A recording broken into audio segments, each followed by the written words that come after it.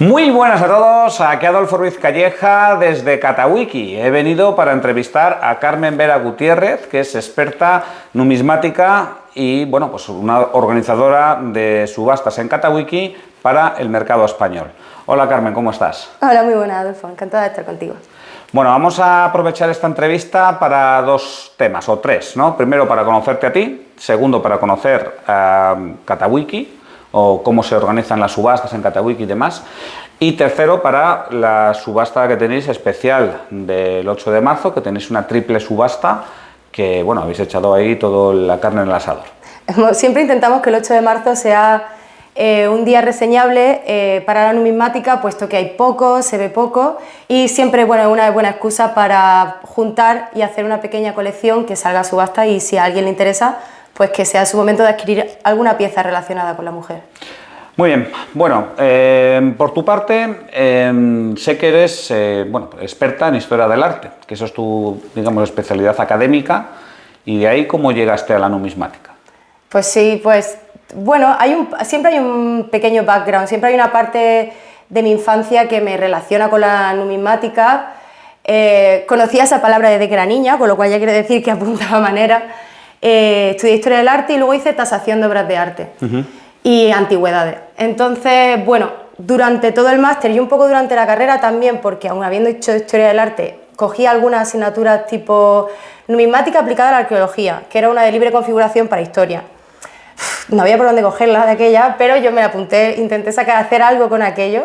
No fue mi mejor asignatura de toda la carrera, hay que decirlo, pero luego en el máster sí que intenté que todo lo que consideraba que podía tener relación lo enfocaba hacia la numismática. Por ejemplo, mercado.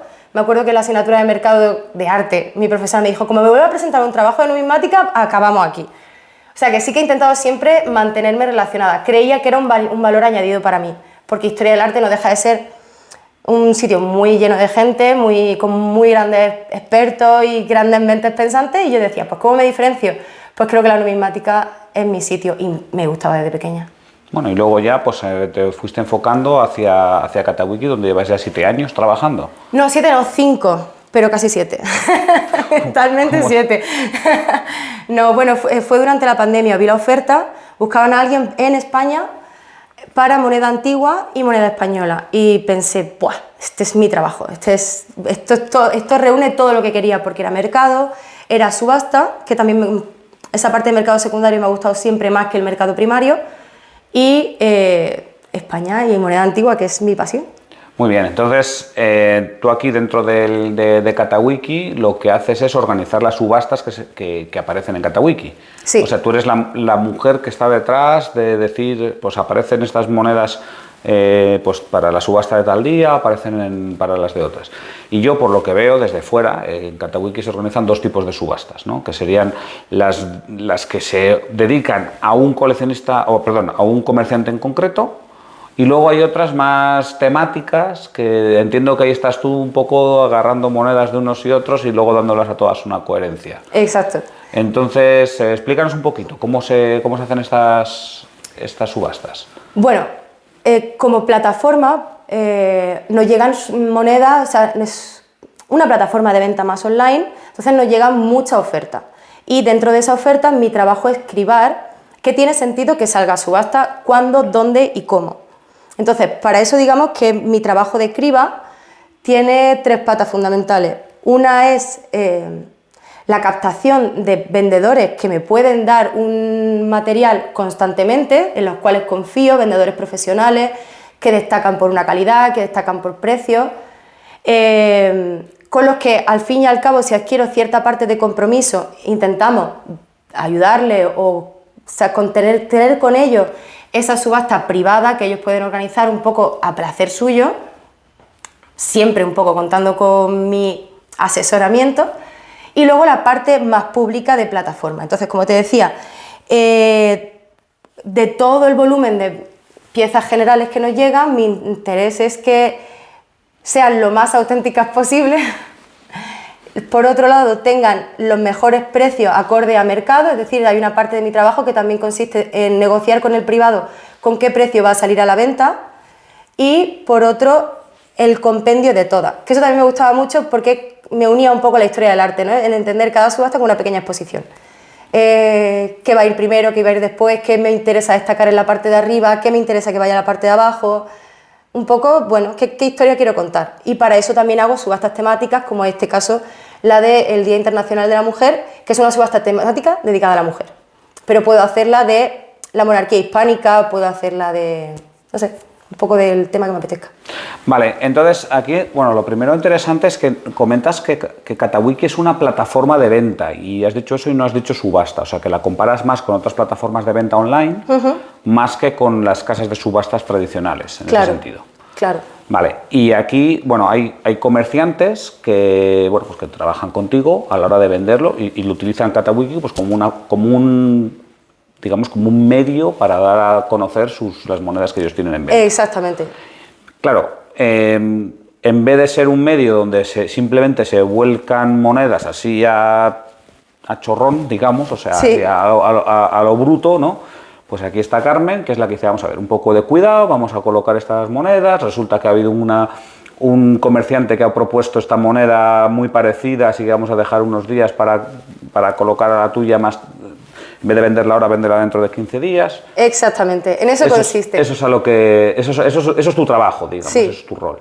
Sí. Entonces, claro, que vamos a poner un comerciante que conocemos todos, que trabaja mucho contigo, que sé que es Bartomeu Durán, ¿no? Entonces, ¿tú qué valor le darías a Bartomeu? O sea, si le preguntamos a Bartomeu, ¿por qué trabajas con Catawiki? ¿Él qué te diría? Que porque soy majísima. No, seguro que no te dice eso. No, bueno, yo creo que es porque hay una parte humana en toda esa conversación. O sea, él me puede venir con la propuesta de venderlo todo, pero yo le puedo decir, mira, Bartomeu, ten cuidado con esto porque podemos colapsar el mercado. Si, por ejemplo, o sea, yo soy muy fan de hablar de toda la numismática española o de toda la numismática en general. No me parece que porque la pieza sea de oro o un 8 reales vaya a tener más valor, bueno, tiene más valor económico, pero no tiene más valor histórico que una blanca de Coruña, sí. Porque son parte de la historia. Entonces, considero que como hay que jugar un poco con la oferta y la demanda, mi rol con Bartomeu es decirle, bueno, creo que ahora mismo están de moda las medievales, vamos a poner un poquito más de medievales, o creo que ahora mismo hemos colapsado el mercado, ha habido demasiada oferta, vamos a parar con este tema. Y lo pausamos durante un tiempo. Hay una moneda que siempre se vende bien, y todo el mundo lo sabe, que se vendemos genial en Catawiki, y nos llegan todos los días 3 o 4. Pero también creo que hay que asumir que va a salir una a la semana, porque es así. Porque si no, es que no tiene sentido, no puedo montar una subasta donde todas las monedas sean la misma porque se vende bien. Entonces mi trabajo es también ponerle el toque de humanidad, no de inteligencia artificial. Bueno, y ahí también está, me imagino que Catawiki reciba un montón de datos, ¿no? Que tú veas, oye, pues mira, resulta que estas monedas están recibiendo muchas pujas desde Italia, desde Rumanía, desde donde sea, vamos a intentar colocarlas en tal sitio, en tal otro, o sea que al final todo este procesamiento de datos va en beneficio de los comerciantes que trabajan con vosotros. Claro, o sea, parte también de ese valor añadido de Catawiki es que nos tomamos muy en serio el análisis del mercado, hacemos reuniones semanales para ver dónde podemos reforzar, qué hay que cambiar. O sea, ese también es un punto muy positivo que considero que tiene Catawiki, que es la capacidad de reacción. Al más mínimo cambio en el mercado, alza de demanda del oro, retroceso, demanda de plata, más valor a la numismática, nosotros al día siguiente estamos montados en la ola porque nos reunimos, somos un grupo de expertos. En mi caso, bueno, mis compañeros son increíblemente inteligentes y están al día. Entonces, claro, todo eso nos crea una sinergia dentro del equipo que nos ayuda a ayudar a los vendedores, tanto particulares como privados.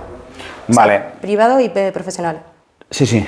Luego estaría la parte de valor añadido de cara al comprador.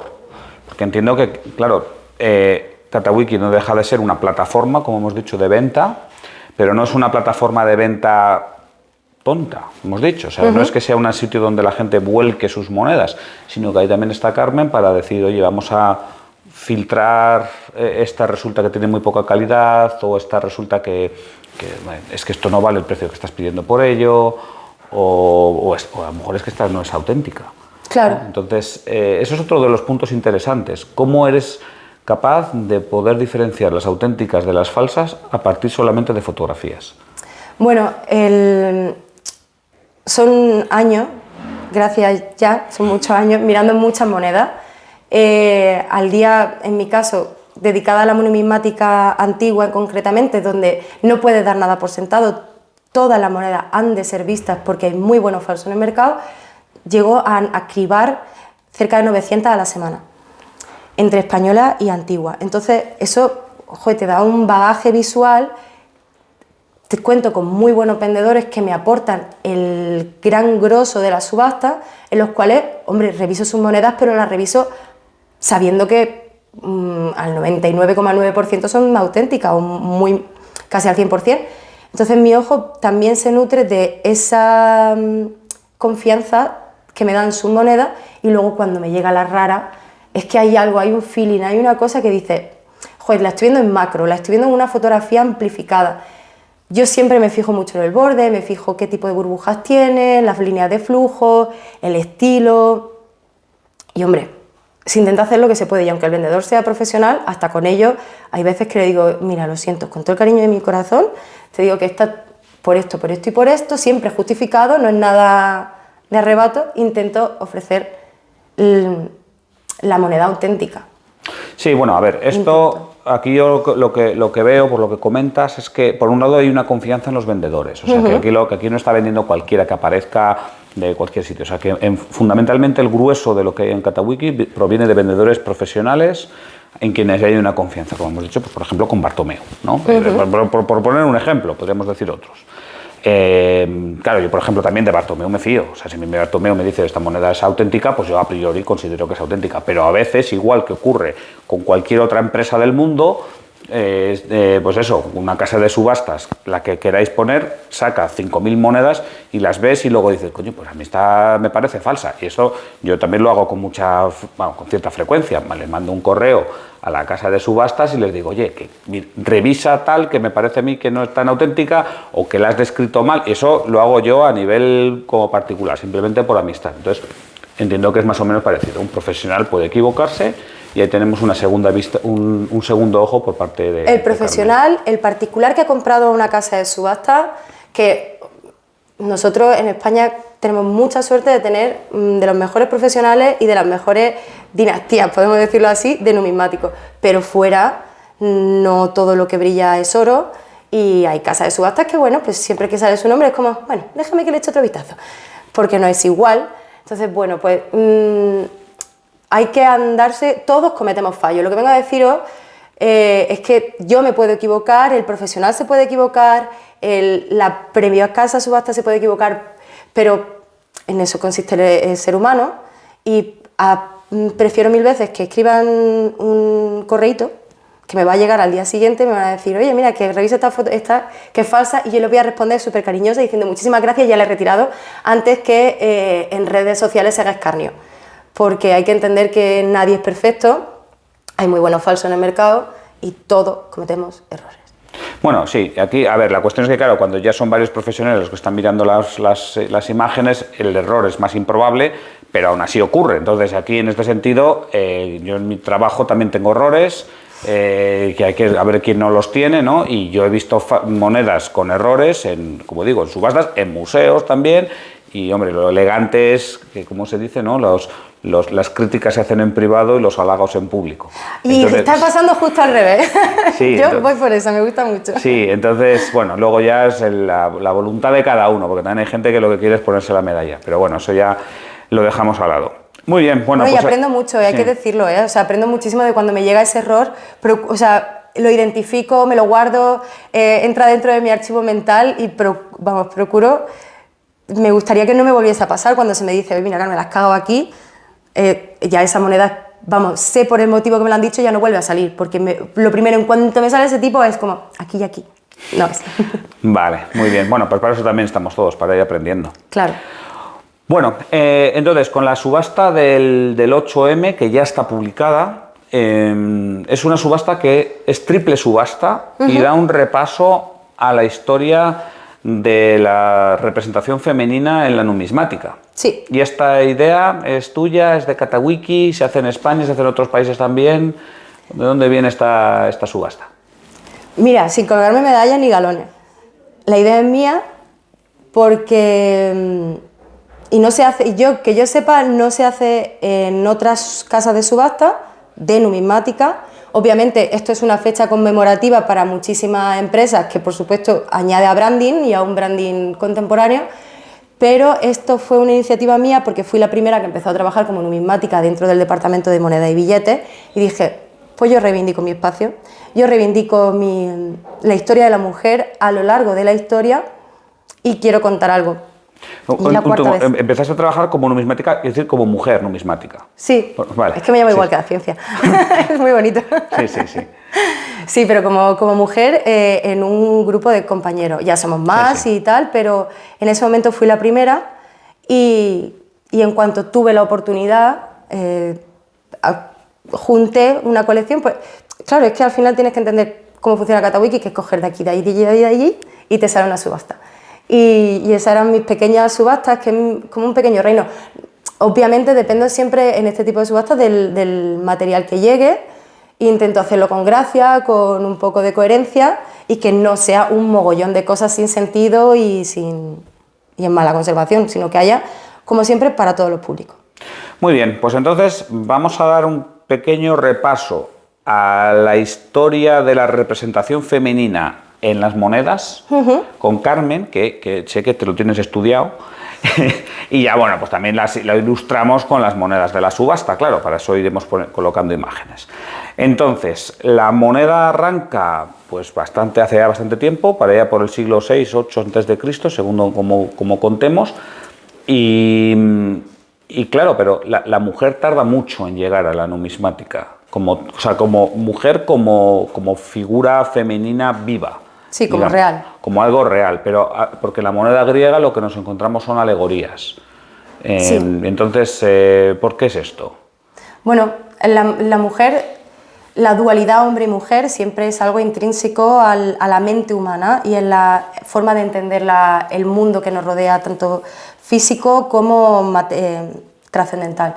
Entonces la mujer representa ciertas cosas opuestas al hombre, donde opuestas, complementarias, pero es así. Está Atenea, la sabiduría, Marte, Minerva y Ares, como la representación de la guerra. Las ninfas como seres del bosque versus el sátiro. Bueno, no sé, son esa forma de realidad dual de la humanidad y las mujeres, la figura de la mujer representa ciertas cosas de ánima, de alma, de pensamiento, que el hombre no representa, pero bueno, por pura elección, yo creo.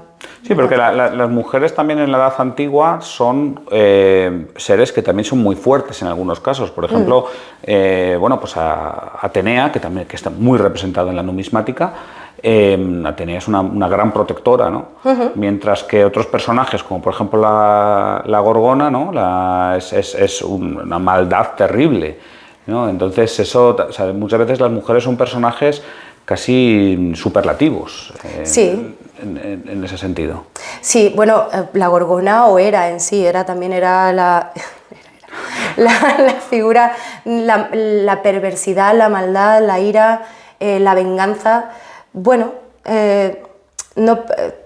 creo que no por eso las connotaciones son más positivas o negativas, simplemente representan una realidad en aquel momento y se le atribuyen ciertos aspectos a ciertas diosas o seres de los bosques con una intención de dar a explicar el mundo. Vale, luego ya empiezan a aparecer mujeres, con el Egipto tolemaico, y aparecen justamente en Egipto, porque claro, en Egipto la mujer, la faraona, tenía mucho poder, mucho más que en el mundo griego, ¿no? Aunque ya, Egipto ya tenía una dinastía de origen griego, con Ptolomeo. Y aquí tenéis una moneda de Cleopatra, nada menos. Un monedón. De lo mejor que hay en la subasta. De verdad. Que es una moneda que no se acuñó en Egipto, sino en el actual Líbano, ¿no? En Líbano. Lo cual hace también que la representación de Cleopatra sea más realista, porque se aleja de esa idea de representar a la mujer con las facciones del hombre, que era propio de la ceca de Alejandría. Sí, total. Buena pieza esa. Es muy buena pieza. De hecho, ahí se podría poner perfectamente al lado del denario de Marco Antonio y Cleopatra, porque creo que tienen, más que considerarlo esa moneda, una moneda tolemaica, creo que habría que considerarla más una moneda provincial romana. O sea, en este caso se pone a Cleopatra en el título y tal para que encaje dentro del discurso de la subasta, pero esa moneda está emitida por Marco Antonio a nombre conjunto de ambos durante su reinado, breve reinado, pero una moneda provincial romana. Vale, y ya llegando a Roma también queda un poco escondida la mujer durante la época de la República, más allá de la alegoría. Sí. Porque a Roma, lo que es como ciudad, se la representa con un busto femenino. Sí. Creo que sí, pero bueno, a lo mejor es por la dualidad del masculino y el femenino otra vez, aunque en la monarquía romana hay que destacar que los propios romanos daban mucho peso a la gens, y las gens pasan por dinastía materna. Eso es así, o sea, la gens Servilia, la gens Claudia, todas ellas son de ascendencia materna, y entonces hay gens que se representan a través de Venus, de Vesta o de Afrodita, y hay, bueno, Afrodita es lo mismo que Venus, pero Hera, y hay otras gens que van más al Júpiter, pero creo que ahí también tiene que haber algo de poder sobre poder, porque quien se representaría con Júpiter sería más poderoso que la que se representase con Venus, en estatus. Pero bueno, que hablen los expertos en numismática. Bien. Esta idea de que la mujer aparece como la representante de gens, representante de familias, luego yo creo que aparece ya muy bien en la numismática imperial romana, ¿no? Porque muchas veces nosotros vemos las dinastías como una sucesión de hombres que van ejerciendo el poder, que van teniendo la púrpura, y según les van matando a unos aparecen otros, pero hay veces que es más, yo creo que más sencillo verlo como unas dinastías femeninas que ponen a unos hombres o a otros en el trono, y al final las que están mandando en el palacio son las mujeres. En muchos casos me da esa sensación. Y además, si vemos, por ejemplo, dinastías como la Antonina, realmente si los antoninos eran parientes o familia unos de otros, eran justamente por las mujeres con las que estaban casados. Sí, así es. Entonces, ahí ya sí que aparecen monedas, o sea, mujeres físicas representadas en las monedas, y además con unos atributos muy claros. Sí. Bueno, en esta subasta no tenemos, pero son destacables figuras como Popea, es muy destacable Cesoria, y eso es de la Julio Claudia, o sea, son mujeres libias, son mujeres muy poderosas que manipulan, que pervierten, que ejercen el poder de una manera no subsidiaria, sino plenamente en poder, pero que luego también, luego hablaremos un poquito más de esto, la historiografía ha denostado ese poder que podían ejercer. ¿Cuánto hay de verdad en que Libia era tan malvada? Yes. Pero bueno, la historia augusta nos dice eso, muchísimos historiadores del siglo IV que odiaban el principio del imperio por ser plenamente pagano, que escribieron y malversaron y denostaron a aquellas mujeres que tenían un poder muy fuerte, pero era para bien, era para mal. Bueno, esa verdad nunca la sabremos, creo. Bueno, yo creo que era más bien un poder palaciego, y como digo muchas veces, a mí me da la sensación de que en el caso de Libia, por ejemplo, se iba colocando unos a otros, a unos emperadores o a otros en su propio beneficio. Sí. Y lo mismo se podría decir de los severos y su propio demás, beneficio, ¿no? El beneficio de su hijo, el beneficio de su dinastía, Sí. O sea, sí. Sí. Bueno, en estos casos, en los siglos I y II sí que hay monedas bastante buenas en esta subasta, incluso tenemos algún áureo, ¿verdad? Sí, tenemos el áureo de Faustina, primera, que con el reverso de Ceres, que está escrito Augusta, está preciosamente conservado, es una joya. Ella ya está con el velo de divinizada, pero bueno, es una preciosidad. Me gustaría comentarte, y me gustaría hacer el reto o darle una vuelta a este aspecto, sobre el cómo se representan las mujeres en este periodo de moneda, del siglo II, III más bien, y que los propios, los que vayan a ver la subasta y las monedas, que lo piensen la próxima vez. Que normalmente el retrato de la mujer es el hombre, pero con coleta, con un velo o con una diadema, porque, hombre, en Faustina concretamente, en este retrato no, pero también hay un sextercio, una conservación y está pensado para un público más amplio, que lo pueda adquirir cualquiera. Es plenamente de Antonino Pío, solo que con una coronita. Y pasa lo mismo con la Sabina, que es taparle el pelo y ya veréis que os sale Adriano. Bueno, Sabina, aquí también hay una pieza de Sabina en la subasta, sí. Y es la mujer de Adriano.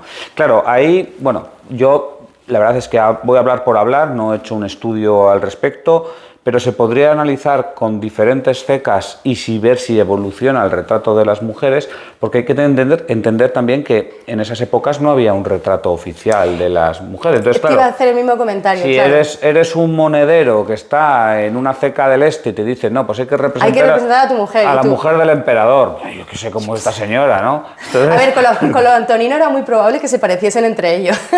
Claro, sí, bueno, sí, sí. Pero luego pero sí, por ejemplo, Severina y Aureliano, es bueno, que a Severina no le quitaron ni el bigote. Ahí es clavado, y simplemente le ponen una peluca y se acabó. Claro, pero con todo el sentido del mundo, o sea, no por ello ellas dejan de tener menos poder, pero como tú bien dices, no hay un retrato oficial, ni tampoco había un retrato oficial de... O sea, es muy difícil diferenciar sin leyenda un Severo Alejandro joven de un Heliogábalo, es muy difícil diferenciar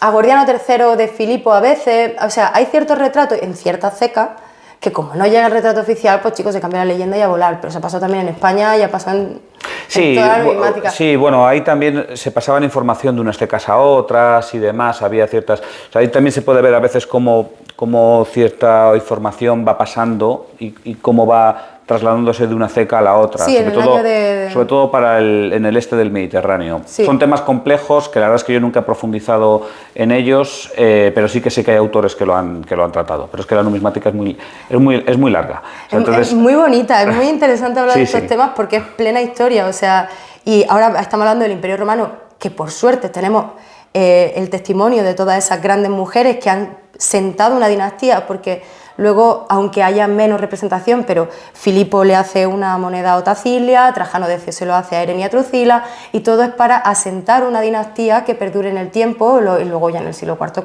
con los Constantinos. Es muy interesante, porque sin ellas no hay dinastía. Claro, al final aquí intentaban asentar dinastía, y en esos intentos, que generalmente quedaban en nada en los siglos III y IV, porque bueno, las dinastías duraban muy poco, se empezaba a representar a la mujer. Y eso duró pues prácticamente eso, hasta la final de la dinastía constantina. Incluso nos podemos ir un poquito más para allá, para la Teodosia y demás, todavía hay algunas mujeres, pero luego ya el poder se vuelve más abstracto, se vuelve más un poder estatal, y ahí la mujer desaparece. Sí. Sobre todo desaparece de la zona de Europa occidental. Sí. Queda algo en Bizancio. Ahí tenemos ahí algunas emperatrices, por ejemplo, bueno, hay un sólido, tenemos en esta subasta un sólido de Eudoxia que es una preciosidad. Tenéis un sólido de Eudoxia bien bueno, sí. Sí. Iba a decir que hay otras emperatrices como puede ser Santa Irene, ¿no? Que bueno, le hicieron santa, no sé muy bien por qué, pero bueno, ahí está. Bueno, Sofía de Constantinopla, pero esa mujer, y además hay un libro maravilloso de El Conde Bohemundo que habla de ella muy en profundidad y es muy bonito, sí. Pero bueno, lo que es en Europa occidental, digamos que la mujer ahí desaparece de la numismática y entonces ahí ya tendríamos una primera subasta. Sí, ahí termina la primera. Ahí termina la primera subasta. Y luego la mujer reaparece ya muy entrada a la Edad Media. Bueno, muy entrada no, ya estamos hablando de la Alta Edad Media. Claro. En el siglo XII, donde empiezan a aparecer algunas reinas. Sí. Y además el siglo XII es una especie, yo digo que ahí es una especie casi de isla, porque es como que justamente en este siglo la mujer se vuelve... Ahí empiezan a haber grandes reinas, como pudiese ser pues Doña Urraca o Blanca de Castilla. Sí. Además las dos están muy vinculadas a Palencia. Pero luego vuelven a desaparecer. Y hasta el siglo XVI-XVII tampoco encontramos muchas mujeres. Ya, o sea, creo que hay un punto de cristianismo más ortodoxo entendido como si ya la vida del hombre era monacal, austera y tal, o te dedicaba a la caballería, o era un subsidiario, o eras la parte del brazo armado del sistema feudal, o eras una parte de dádivas al sistema feudal, o no eras nada. Pues creo que hay en esa isla lo que se da una coyuntura de no hay herederos, o sea, se han muerto todos en la guerra de los 100 años, en la guerra de las 100 rosas, en la guerra de... No, ha habido una peste y se han muerto aquí la mitad. Y en la peste, sí, claro. y en millones de enfermedades. Entonces hay una isla, pero esa isla se da un poco en toda Europa, pero creo que es por un poco de es problema poblacional. Y luego ya a finales del siglo XV, principio del XVI, sucede lo mismo. O sea, hay un cierto aperturismo mental. En el cambio de siglo siempre hay un punto ahí, me interesa muchísimo, de la sociología o de la historia del arte, que todo el que vive al final de un siglo se cree que vive en el futuro, que va a vivir el futuro cuando hace el cambio de siglo. Sucede al final del siglo XV igual, porque por eso se da el Renacimiento, por eso se dan los grandes pensadores como Galileo, como muchos otros, porque ellos mismos se ven en un futuro y se creen capaces de cambiar la historia. Pues eso le pasó a Isabel II, a Isabel I de Castilla, y les pasa a Catalina cuando se casa con el rey Enrique VIII y a su hija, porque ¿por qué no? Joder, pues Sí. el mundo es mío, no por ser mujer voy a ser menos. Vale, aquí entonces empiezan a aparecer reinas que ejercen el poder por sí mismas, como Sí. por ejemplo Isabel de Católica u otras, pero aquí lo interesante es que ya no se utiliza a la mujer como una forma de nexo entre monarcas. O sea, ya el monarca no es que sea, no es que ejerza el poder solo por pertenecer a tal familia, sino lo ejerce por la voluntad divina. Sí. O sea, entonces, por la gracia de Dios. Sí. Entonces, eso está lo de por la gracia de Dios está en un montón de monedas. Entonces, claro, ya no hace falta representar a tu mujer o a tu madre. Sí. Ya cuando dices, oye, yo soy rey de Castilla por la gracia de Dios, pues punto final.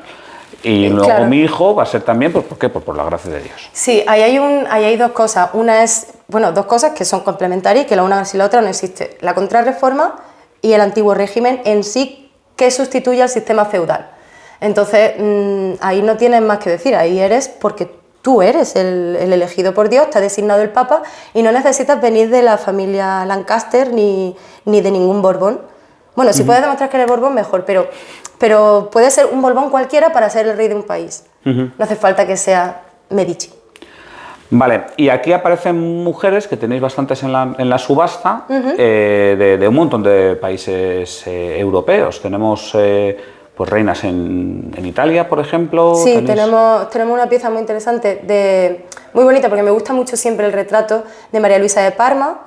Tenemos monedas de Catalina la Grande, de María Teresa, de Isabel II, María II de Portugal. También hay monedas de María I.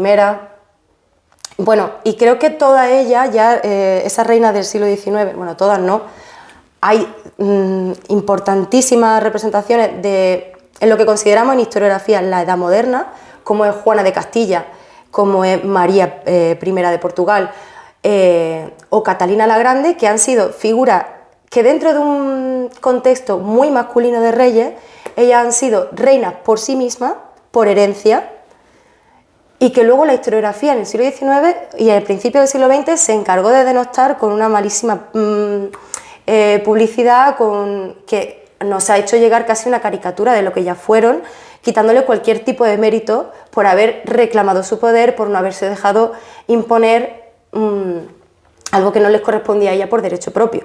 Bueno, el caso de Juana de Castilla es clarísimo, vamos, hasta nos ha llegado el mote de Juana la Loca, cuando parece ser que esta mujer de loca tenía poco y lo que era muy inteligente. Sí. Y ella supo jugar sus cartas en beneficio de su hijo. De su hijo, claro. Entonces, bueno, y hasta saber apartarse de nuevo en beneficio de su hijo. O sea, no era nada tonta esta mujer. Entonces, sí, desgraciadamente, durante la época romántica se caricaturizó a muchos personajes, tanto masculinos como femeninos, pero quizá a lo mejor las mujeres sí que fueron peor tratadas. Hombre, algunas directamente se borraron de la historia y las que perduraron porque nos quedan restos, como llamamos en historia del arte, fuentes objetivas, pues ya esas que te las comes con patatas y te las tergiversan.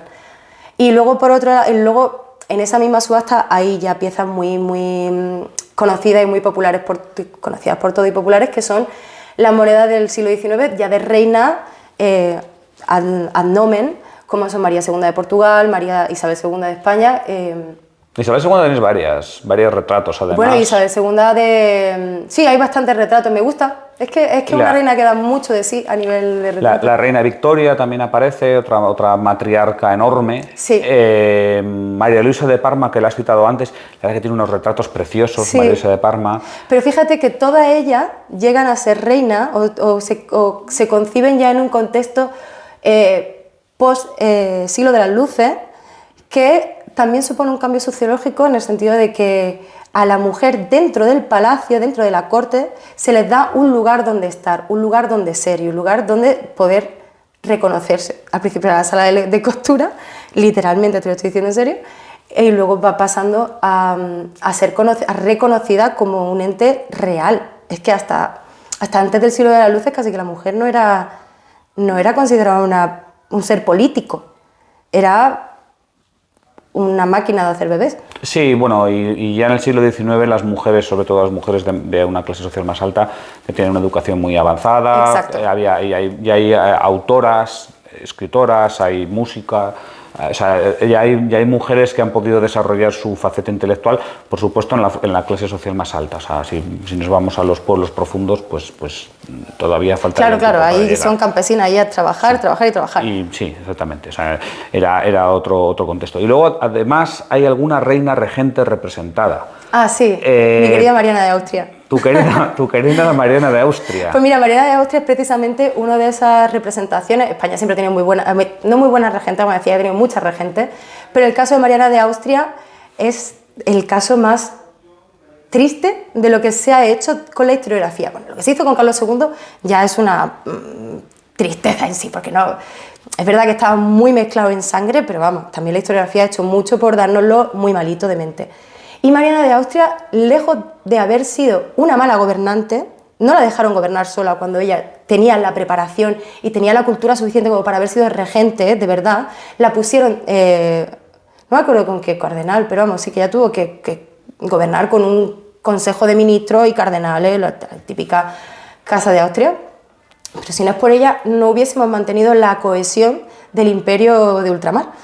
Si no es por ella, si no es porque ella decidió no meterse, ella sola, no se quiso meter en guerras con Francia, no se quiso meter en guerras con la Casa de Austria alemana, si no es por ella, la mitad de las colonias se nos van, porque ya de aquella, estamos hablando de muy finales de 1600, ahí ya había un poquito de salpichurri. Bueno, siempre el reinado de Carlos II se considera un reinado desastroso y demás, pero luego si nos vamos a los hechos, realmente fue un momento austero donde hacía falta una austeridad. Es que el reinado de Felipe IV fue un desastre. Fue un desastre total. Entonces, si no es por Mariana por cómo Mariana deja encauzado el reino para Carlos II, hubiésemos dejado de ser mucho antes de nada.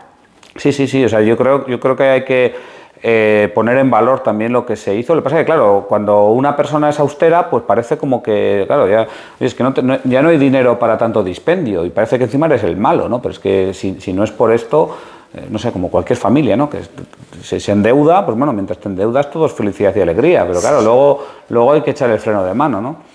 Y si no es por eso, pues al final acabas en la ruina total. Sí, eso es una lección que últimamente también he aprendido, que la austeridad está bien. Hay que ser como los castellanos viejos, ¿eh? Claro, austeros y ahorradores. Eso sí es una buena virtud castellana que yo siempre reclamo. Exactamente, hay que ir a paso firme pero lejos. Y eso implica austeridad y saber conocerte y saber dónde están tus límites. Bueno, y luego hay otras representaciones femeninas en el siglo XIX que son las alegorías. Aquí se vuelve a hablar de las alegorías, incluso antiguas, que se nos habían olvidado en la numismática, se habían perdido ahí en la Edad Antigua. Sí. Y de repente aparecen en el siglo XIX y suelen ser siempre alegorías femeninas y además muy atractivas visualmente. Sí. La libertad, por ejemplo, aparece en muchos países, o la república, ¿no? Siempre aparece representada como una mujer. Sí. Y eso de nuevo, ¿por qué pasa esto?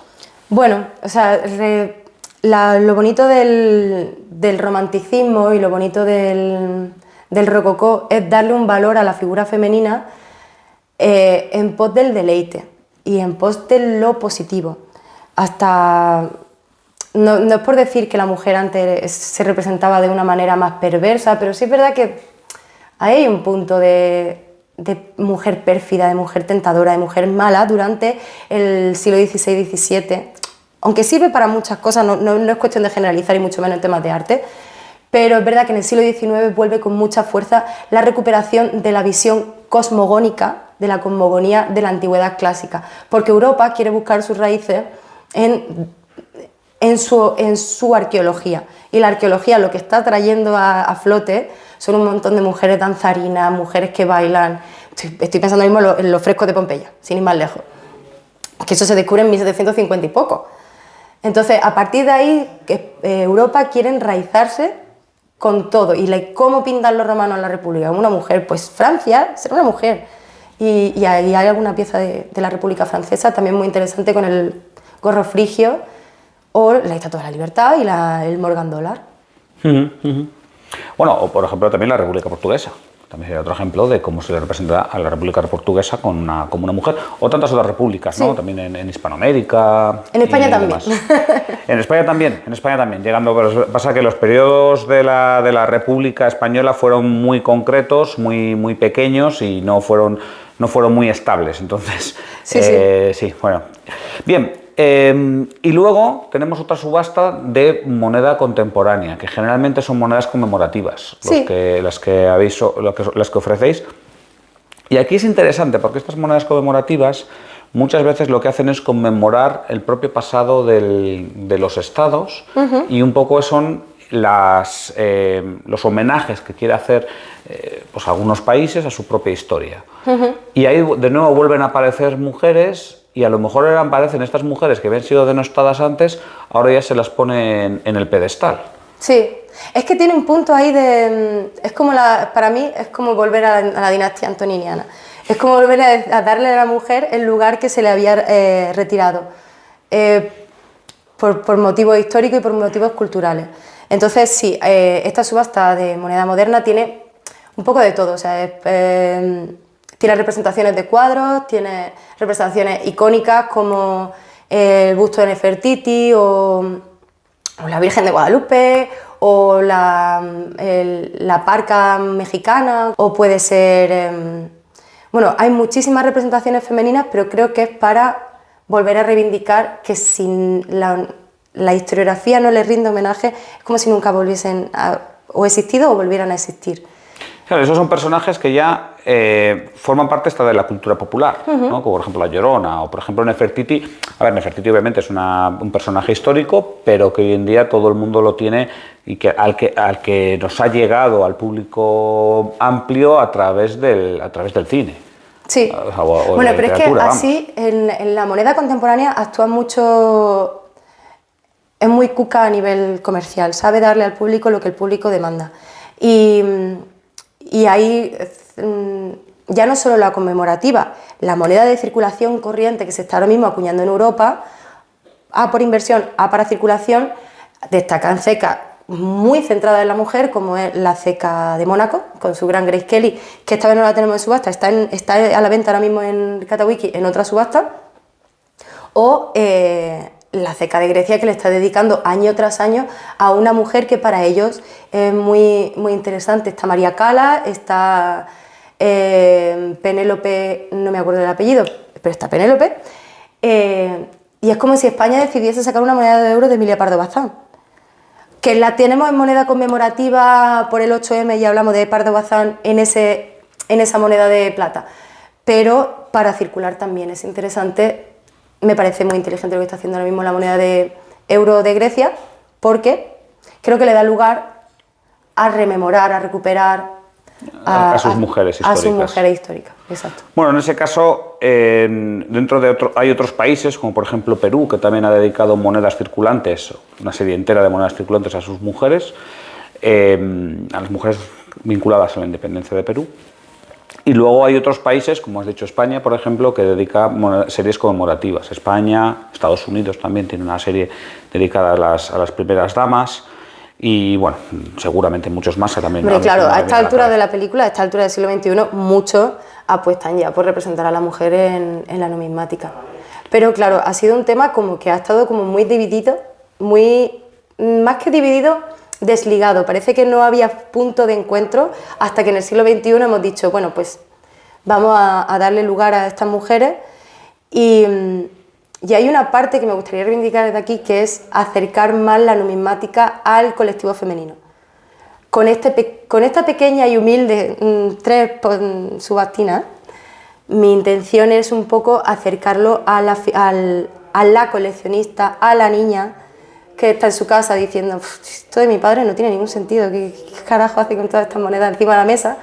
Pues decirle que la historia ha reservado espacio para ella. Vale, aquí vamos a abrir este melonazo, vamos a ver ya que estamos, que conste que esto no está en el guión de la entrevista.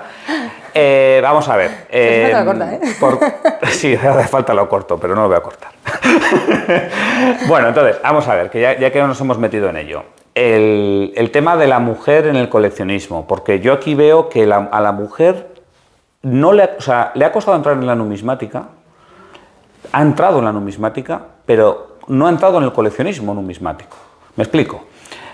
Hoy en día, si nos ponemos a buscar en conferencias numismáticas, probablemente haya más autoras que autores. Vamos a la academia, vamos a la universidad y resulta que hay más mujeres que hombres. Sin embargo, no creo que llegue ni al 10% las mujeres coleccionistas con respecto a los hombres, y si nos vamos a comerciantes, mucho menos todavía. O sea, comerciantes profesionales, realmente mujeres hay muy pocas. Eso sí, las que hay pueden llegar a ser realmente exitosas. Bueno, en España tenemos algún caso, pero vamos, clarísimo, por ejemplo, Carmen, ¿no? Pero bueno, hay alguno más. Entonces, ¿esto por qué pasa? Vaya pregunta.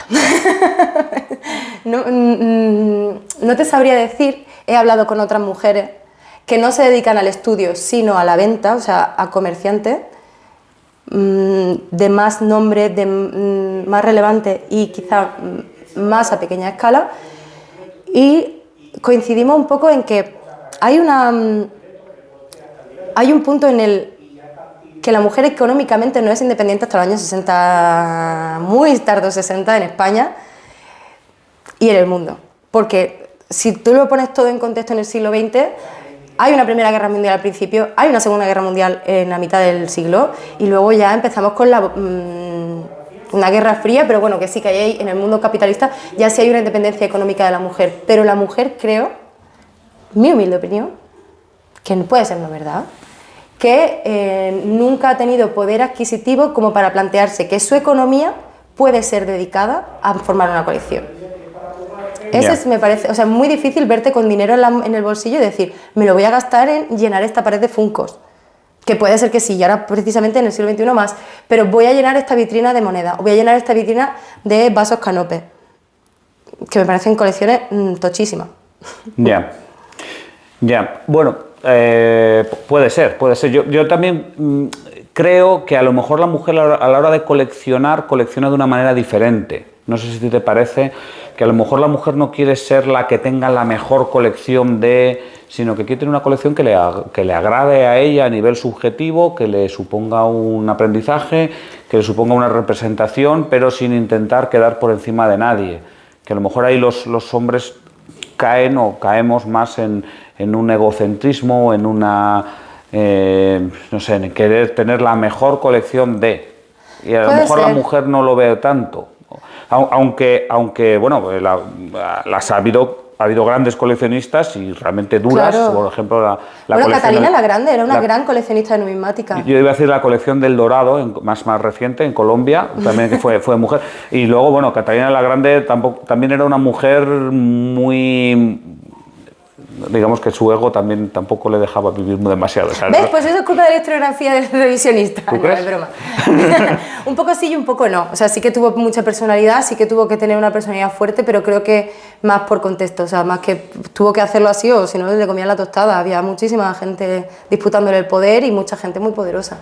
Bueno, pero ese era otro tema.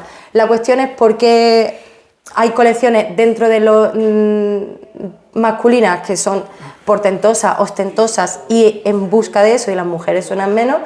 También hay un punto de aún no encontrar nuestro lugar, sencillamente porque, bueno, no hay tanto para comparar. Si es que tampoco te creas que hay un sitio donde tú decir, por un lado te doy toda la razón, ellas buscan algo más concreto, pero porque tampoco se plantean hacerla entera. Hay no sé, creo que una de ellas una vez me dijo, yo por suerte no miro la numismática para mí, miro la numismática para mis clientes y yo soy capaz de hacer cualquier cosa por ofrecerle lo mejor a mis clientes.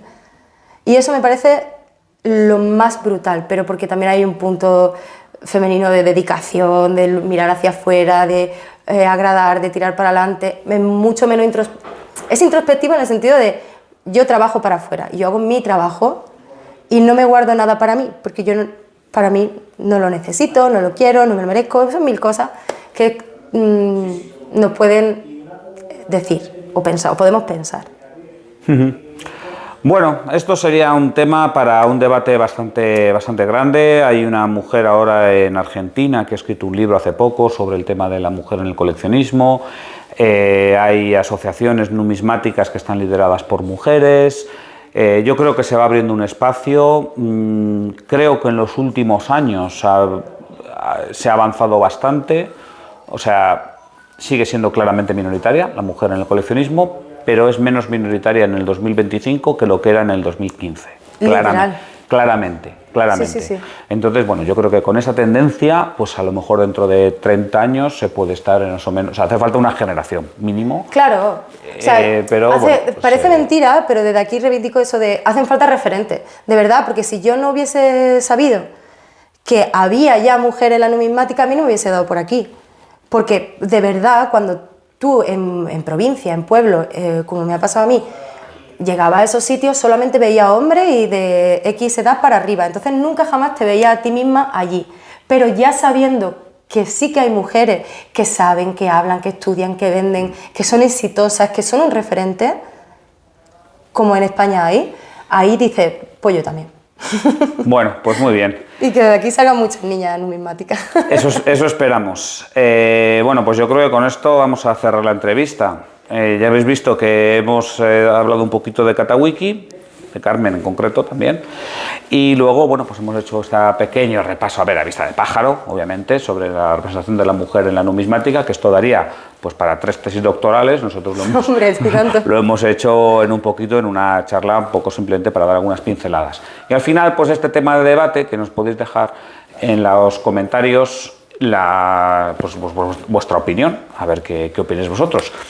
Y en cualquier caso, pues tenemos esta subasta para el 8 de marzo, os la dejo enlazada, como hago siempre, en el primer comentario y en la descripción del vídeo. Y nada, pues agradecerte. Muchas gracias, Carmen. Muchas gracias a vosotros y nos vemos en Catawiki. Y un saludo a todos. Hasta pronto. Hasta luego.